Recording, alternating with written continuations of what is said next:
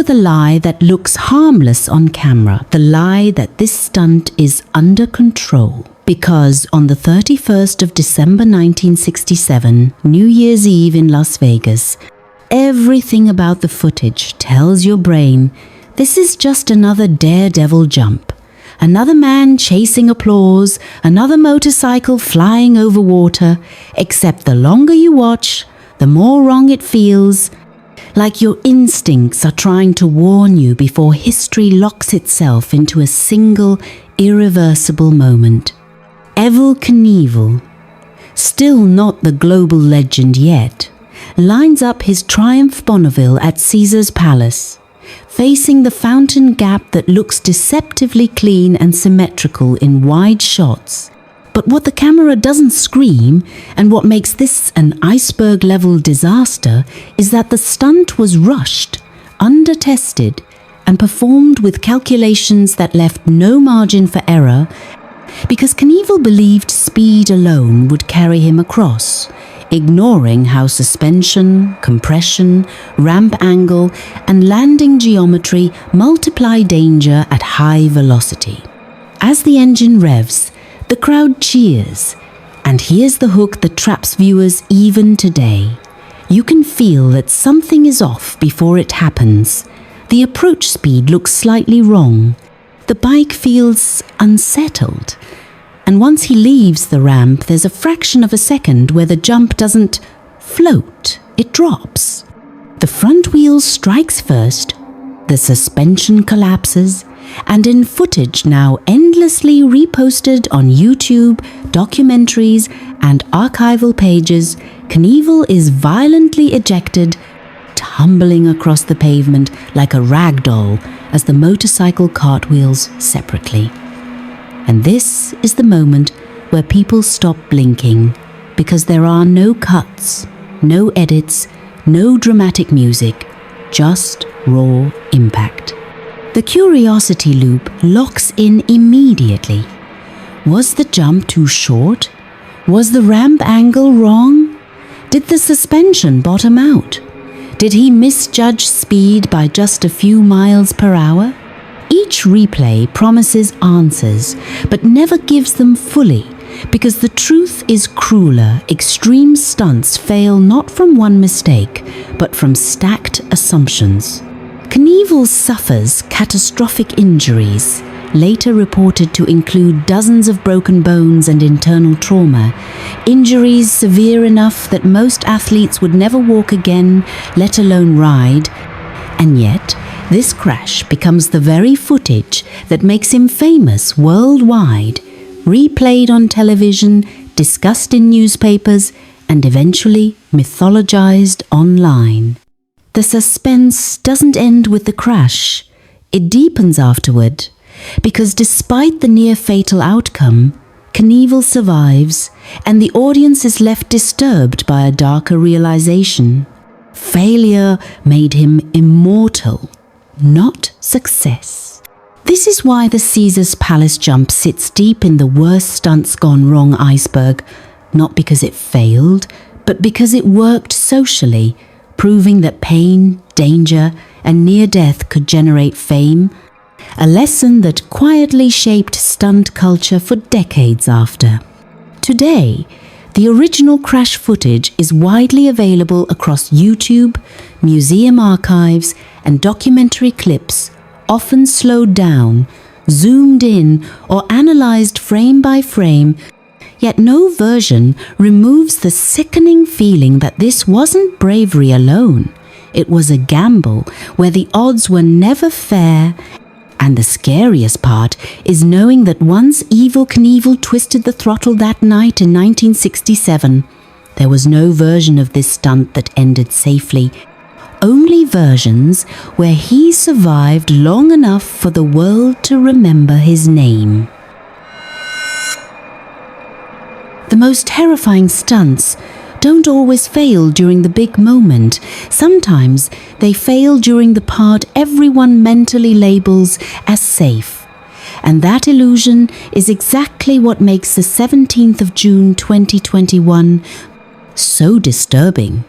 Because on that day, At Grant County International Airport in Moses Lake, Washington, professional motorcycle daredevil Alex Harvill, just 28 years old, wasn't even attempting the official world record yet. He was only doing a warm-up.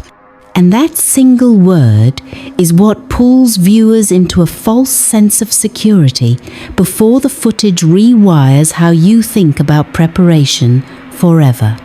Harvill was training for what would have been a history-making jump at the Moses Lake Air Show, aiming to break the motorcycle distance world record with a planned leap of 351 feet, a number so extreme it barely sounds real.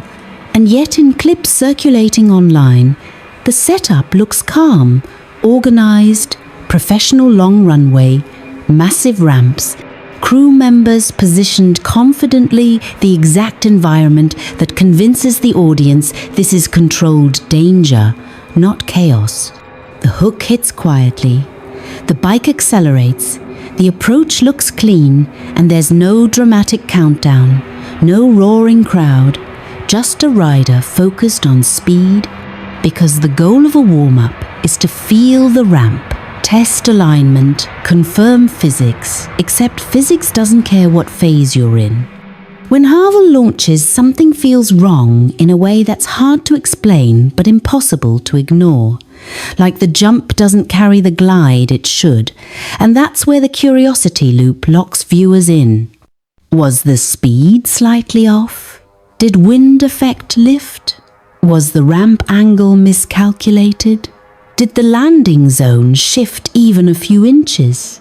The landing comes too fast, too hard, and in the real footage later shared by news outlets and discussed endlessly on YouTube and social media, the motorcycle slams down violently, control is lost instantly, and the situation escalates from stunt attempt to emergency in seconds.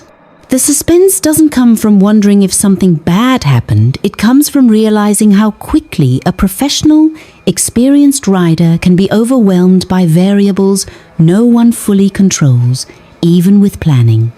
Emergency crews rush in, the air show is halted, and reports later confirm that Alex Harvill was critically injured and transported to hospital, where he was pronounced dead, a sentence that hits harder when you remember this was never meant to be the final jump. The iceberg deepens when you learn that the official world record attempt never even occurred. The event everyone was preparing for vanished instantly, replaced by silence, shock, and questions that never fully resolve. If this happened during a warm-up, was the record attempt ever survivable? Were safety margins already razor-thin? How many practice runs is too many when each one carries lethal risk? Unlike fictional stunt failures, this one leaves behind a digital footprint of reality news broadcasts, eyewitness videos, analysis breakdowns, and respectful memorial posts, all confirming the same chilling truth. There is no safe phase in extreme stunts, only moments where disaster hasn't arrived yet. That's why Alex Harvill's jump belongs deep in the worst stunts gone wrong iceberg, not because it was reckless, but because it was professional, planned, and still unforgiving, proving that at the highest levels of human risk, preparation doesn't guarantee survival, and sometimes the most dangerous moment is the one everyone believes doesn't count. The most dangerous stunts are often sold as already solved problems, and that's exactly why what happened on the 5th of August 2006 during the X Games Big Air motocross event in Los Angeles still feels unsettling when you watch the footage today, because everything about the setup tells you this should work. The ramps are massive but clean. The calculations are precise. The rider is experienced, yet the crash reveals how thin the line really is between mastery and catastrophe.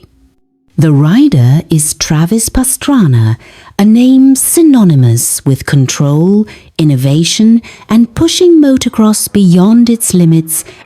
And the goal that day was to make history by landing the first ever double backflip in competition, a trick so extreme that even describing it sounds like a rumor, not a plan.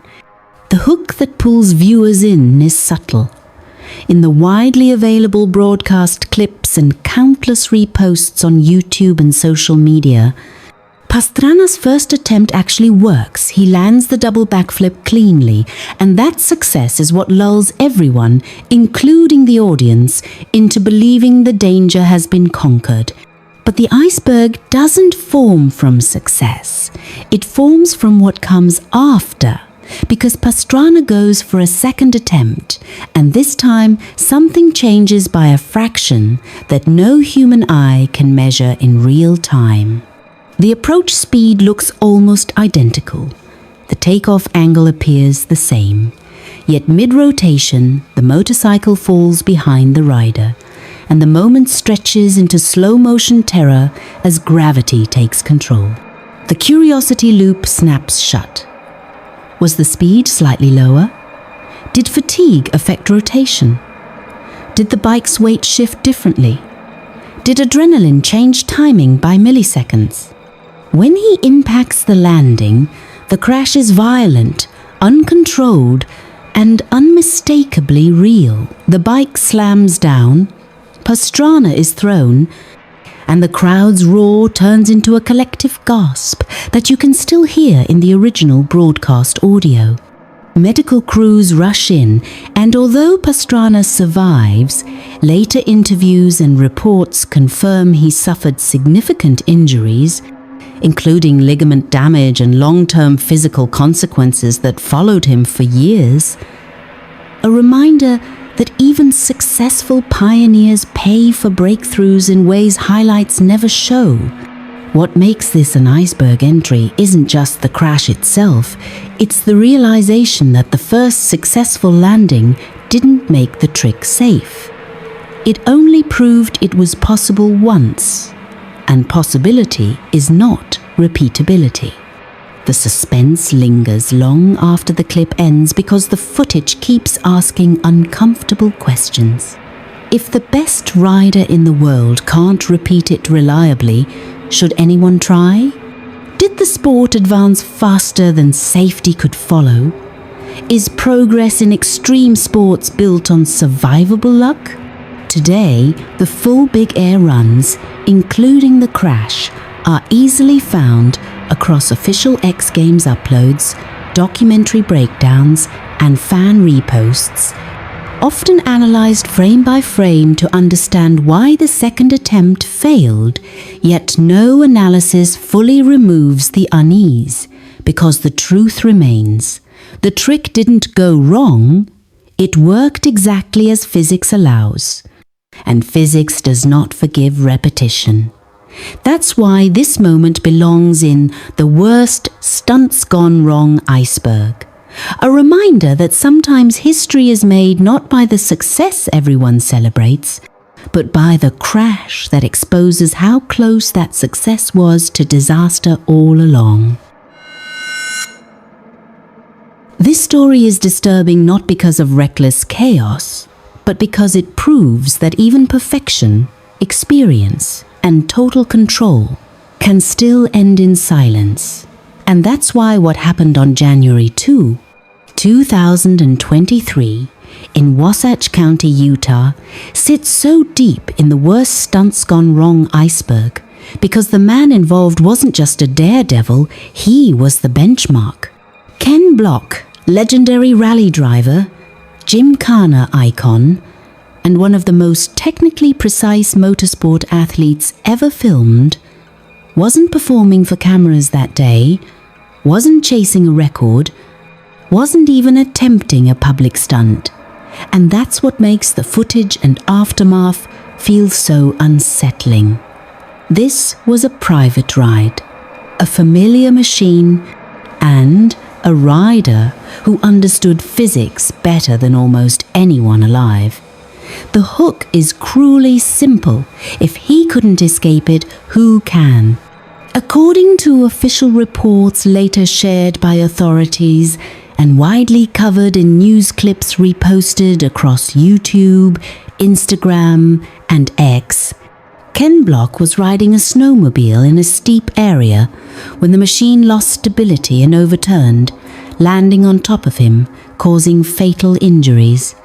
There was no dramatic countdown, no roaring crowd, no warning soundtrack, just a moment where terrain angle, machine weight, and gravity aligned in the worst possible way. The curiosity loop that traps viewers doesn't come from watching a single viral clip, but from piecing together fragments. How did such an experienced rider misjudge the slope? Did the snow give way? Did the machine lift unexpectedly? Was it a low-speed moment that turned lethal instantly? Because that's the uncomfortable truth. Many fatal stunt-adjacent accidents don't look extreme until they're irreversible. Ken Block had spent decades defying crashes on camera, threading cars through impossible lines, surviving high-speed impacts that looked unsurvivable, and training his reflexes to react faster than thought. Yet none of that mattered once the snowmobile tipped past its balance point. The suspense in this story doesn't explode, it collapses, because the realization hits slowly. Skill reduces risk, but it never deletes it. As tributes flooded social media, fans revisited his old Gymkhana footage, clips where he danced inches from disaster again and again. And suddenly, those videos felt different, not thrilling but fragile, as if every successful stunt was balanced on borrowed time. That contrast is what places this tragedy deep in the iceberg. The man who made danger look effortless was lost in a moment that barely registered as dangerous at all. Real news footage, official statements, and retrospective videos analyzing his career and final accident remain widely available online, not as shock content, but as reminders that the most dangerous stunts aren't always the loudest ones. Sometimes they're the quiet rides where nothing is supposed to go wrong. Ken Block's death didn't expose a lack of skill or preparation. It exposed the final illusion extreme sports sell us, that mastery equals immunity. It doesn't. It never did. And that's why this story belongs among the worst stunts gone wrong, because it proves that even legends don't get an exception from physics. The most horrifying stunt failures don't explode, they misalign. And that's exactly what makes the 6th of September 2011 so chilling. Because on that day at the New York State Fair in Geddes, New York, veteran stunt performer David Bullet Smith Jr., a second-generation human cannonball, stepped into a cannon not to gamble, but to repeat a calculation his family had trusted for decades, and the footage and reports that followed proved how merciless even a tiny error can be. The hook is almost invisible at first. Human cannonball acts look theatrical, old-fashioned, almost safe compared to modern extremes, and that illusion is what pulls audiences in a cannon, a net.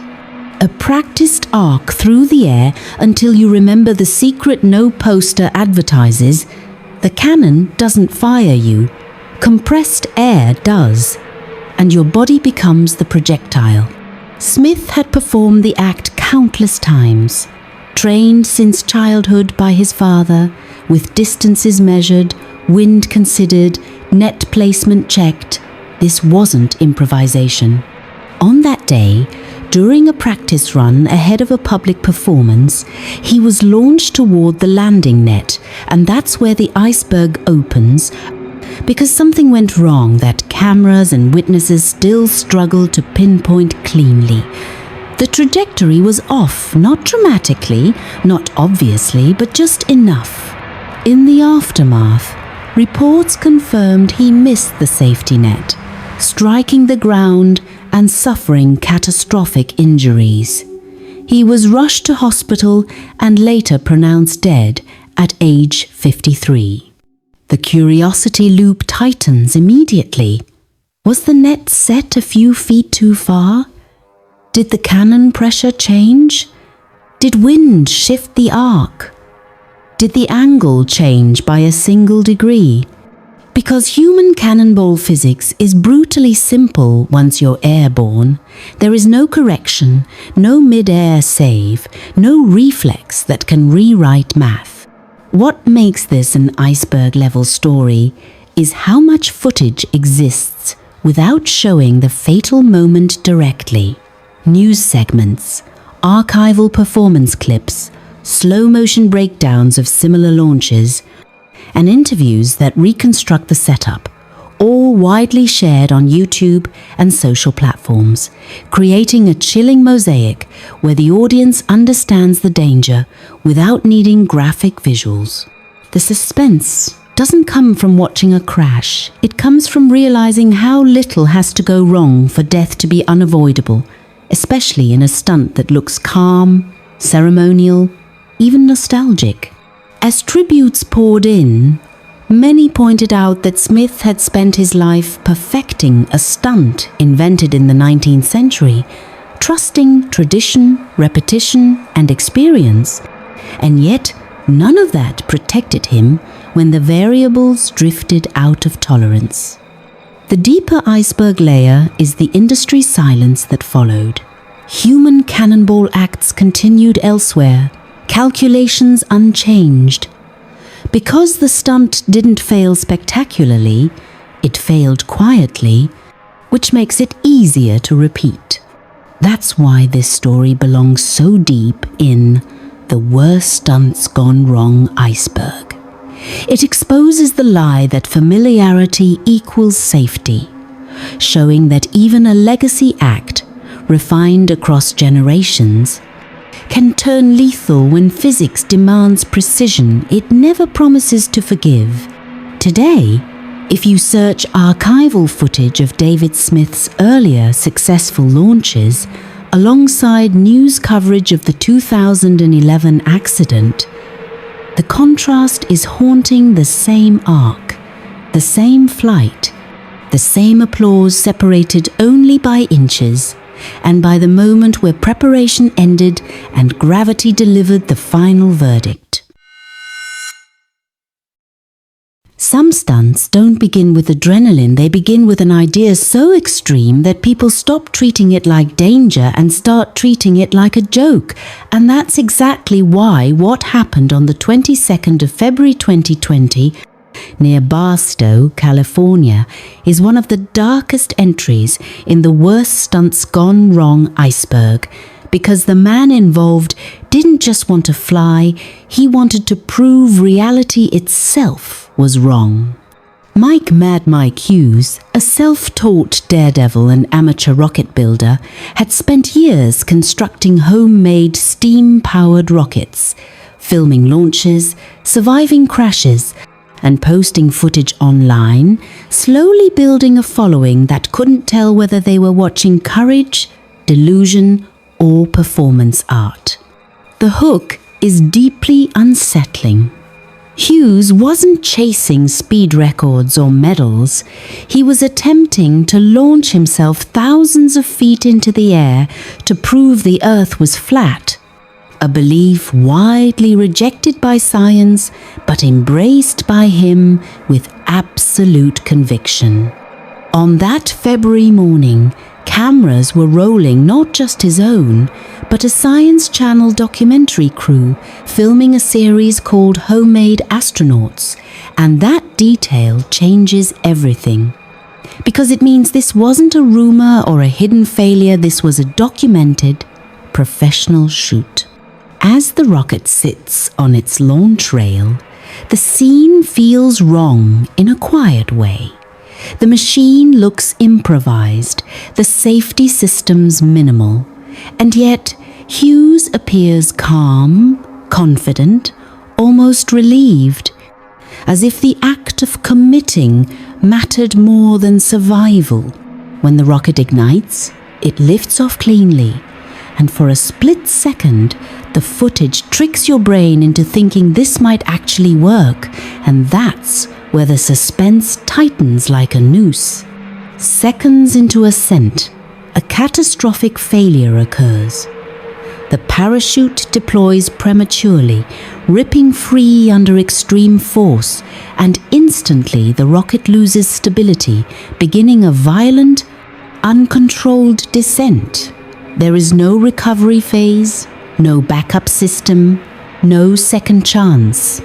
The curiosity loop slams shut as viewers replay the footage, asking the same unbearable questions. Why did the parachute deploy early? Was it triggered by vibration? Was it a design flaw?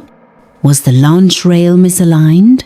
Did warnings get ignored because the belief mattered more than risk? The rocket crashes into the desert, killing Hughes instantly at age 64, and the silence afterward feels heavier than any explosion could. The iceberg deepens when you realize this wasn't his first crash. Hughes had survived multiple failed launches before, reinforcing the most dangerous illusion of all, survivorship bias. Each survival made the next attempt feel justified, until physics finally refused to negotiate. Real footage from the launch, news helicopter clips, documentary excerpts, and analysis videos spread rapidly across YouTube, Twitter, and Reddit. Not as spectacle, but as collective disbelief, because people weren't just watching a man die, they were watching what happens when confidence outruns engineering. The most disturbing layer of this story isn't the impact, it's the realization that Hughes likely believed until the final second that he would survive because belief had replaced margin of error in his planning. Unlike professional stunt teams with redundancies, peer review, and abort systems, this launch relied on faith in design, in destiny, in being right. That's why this story belongs at the deepest end of the iceberg. It exposes a truth. Extreme sports rarely admit that danger becomes fatal fastest when it's justified by ideology rather than physics. Today, the launch footage still circulates online, often preceded by warnings, because once you've seen it, you don't forget it, not because it's graphic, but because it shows a man crossing the final line where stunt, belief, and reality collide, and reality does not lose